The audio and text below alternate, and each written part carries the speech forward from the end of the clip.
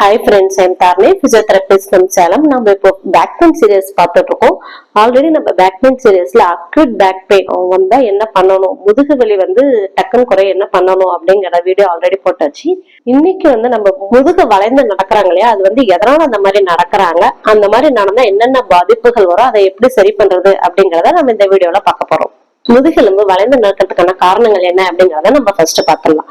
மெயினான காரணம் என்ன அப்படின்னு பாத்தீங்கன்னா, நமக்கு ஸ்பைனல் கார்ட்ல சுத்தி இருக்கிற மசில் எல்லாமே வீக் ஆகாது. ரெண்டாவது விஷயம் என்ன அப்படின்னு பாத்தீங்கன்னா, அப்டாமன் யாரெல்லாம் கொஞ்சம் ஒபிசா இருக்கீங்க, வயிறு மட்டும் கொஞ்சம் பெருசா இருக்கு அப்படிங்கிறவங்களும் மைல்டா போன் விழுந்து நடப்பாங்க, இல்ல மைல்டா மேல் தோல் மட்டும் வளைந்திருக்கும். அடுத்தது என்னன்னு பாத்தீங்கன்னா, அவங்களோட ஷோல்டர் கொஞ்சம் ரவுண்ட் ஷேப்டா இருக்கு. இந்த மாதிரி சின்ன வயசுல இருந்தே இப்படிதான் நடக்கிறீங்க அப்படின்னாலே ஆட்டோமேட்டிக்கா அவங்க தோள்பட்டை விரிவடையாம இந்த பொசிஷன்லயே இருக்கும். இந்த மாதிரி இருக்கிறவங்களும் கொஞ்சம் ஃபியூச்சர்ல வளர வளர என்ன ஆவாங்கன்னா, மைல்டா இப்படி பெண்டாயே நடப்பாங்க.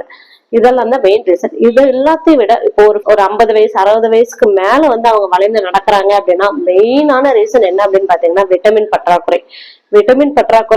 விட்டமின் பற்றாக்குறையால ஏற்படுகின்ற மசில் வீக்னஸ் காரணம். இதெல்லாம் நம்ம எப்படி சரி பண்ணலாம் அப்படிங்கறத பார்க்கலாம். ஃபர்ஸ்ட் இந்த மாதிரி வளைந்து நடக்கிறீங்கன்னா அதனால என்னென்ன ப்ராப்ளம் வரும் அப்படிங்கறத தெரிஞ்சுக்கோங்க.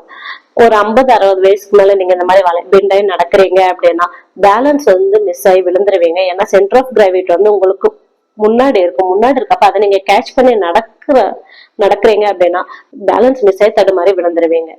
ரெண்டாவது உங்களோட வயிற்று பகுதியிலயோ, வயிற்றுல ஹெர்னியா, கேஸ்ட்ரைட்டிஸ் இந்த மாதிரி ப்ராப்ளம் இருந்தாலும், பேக்ல L4 L5 டிஸ்க் பல்ஜ் இருந்தாலும் அந்த வலியை குறைக்கிறதுக்காக என்ன பண்ணுவீங்கன்னா, நீங்க ஆட்டோமேட்டிக்காவே ஸ்லைட்டா அப்படி பெண்ட் ஆவீங்க.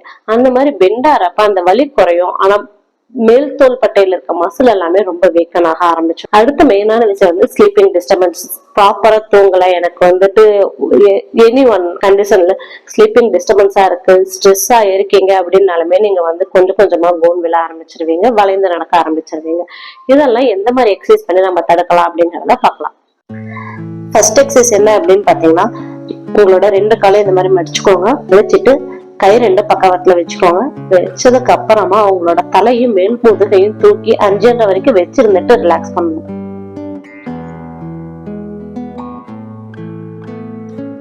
ரிலாக்ஸ்.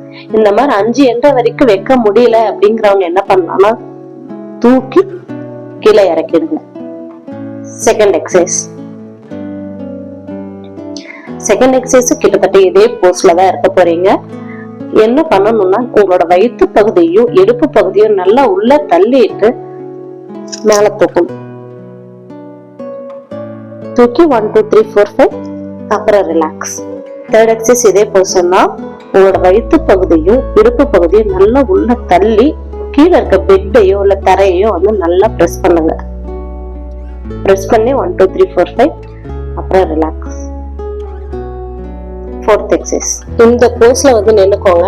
நின்னுட்டு இப்படியே இப்ப ஏஜ் பர்சனா இருக்கீங்க அப்படின்னா ஒரு காலை மட்டும் ஸ்ட்ரெயிட்டா இப்படி தூக்குங்க. தூக்கி 1 2 3 4 5 வரைக்கும் வச்சிருந்துட்டு அப்புறம் கீழே இறக்குங்க. அப்புறம் இந்த சைடு இருக்க காலை தூக்குங்க. தூக்கிட்டு கீழே இறக்குங்க. யங்ஸ்டரா இருக்கீங்க அப்படி இல்ல ஏஜ் பர்சன் செய்ய முடியும் அப்படிங்கிறவங்க எந்த மாதிரி பண்ணலாம் அப்படின்னா, ஒரு சைடு காலை மேல தூக்கிட்டு ஆப்போசிட் சைடு கைய ஸ்ட்ரெயிட் ஆகணும். அப்புறம் ரிலாக்ஸ். அதே மாதிரிதான் இந்த சைடும். அப்புறம் ரிலாக்ஸ். ஃபிஃப்த் எக்ஸசைஸ் என்ன அப்படின்னு பாத்தீங்கன்னா, 2 கையும் குதிகால்ல பேலன்ஸ் பண்ணி இப்படி நிக்கணும். புஷ்அப் போஸ்ல.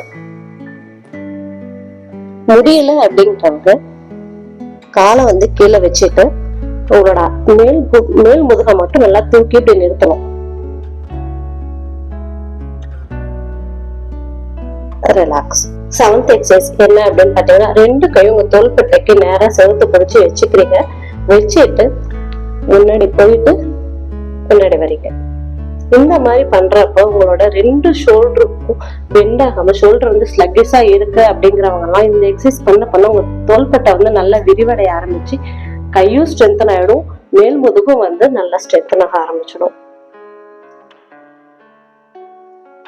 இந்த 7 எக்ஸசைஸ் அட்லீஸ்ட் ஒரு நாளைக்கு ஒரு தடவையாவது பண்ணிடுங்க. ஒவ்வொரு எக்ஸசைஸும் 5 டைம்ஸ் பண்ணுங்க. பண்ண முடியறவங்க கவுண்டிங் கொடுக்கலாம். 5 counts 5 times. இந்த மாதிரி செய்யறப்ப உங்களோட ஸ்பைனல் கார்டு மசில்ஸும் ஸ்ட்ரென்தன் ஆயிடும், அப்டாமல் மசில் ஸ்ட்ரென்தன் ஆயிடும், ஷோல்டர் மசில் ஸ்ட்ரென்தன் ஆயிடும். இந்த எக்ஸசைஸ் பண்றப்ப இந்த 3 மசிலுமே ஸ்ட்ரென்தன் ஆயிடுச்சு அப்படின்னா நீங்க திரும்ப திரும்ப வளைந்து நடக்க மாட்டீங்க, நேரம் நிமிர்ந்து நடக்க முடியும். மைல்டா அப்பப்போ பெயின் வருது, எக்ஸசைஸ் பண்றப்ப எனக்கு பெயின் இருக்குன்னா ஐஸ் பேக் வச்சுக்கோங்க. இதுல உங்களுக்கு ஏதாவது டவுட் இருக்குன்னா எங்களை கான்டாக்ட் பண்ணுங்க. தேங்க்ஸ்.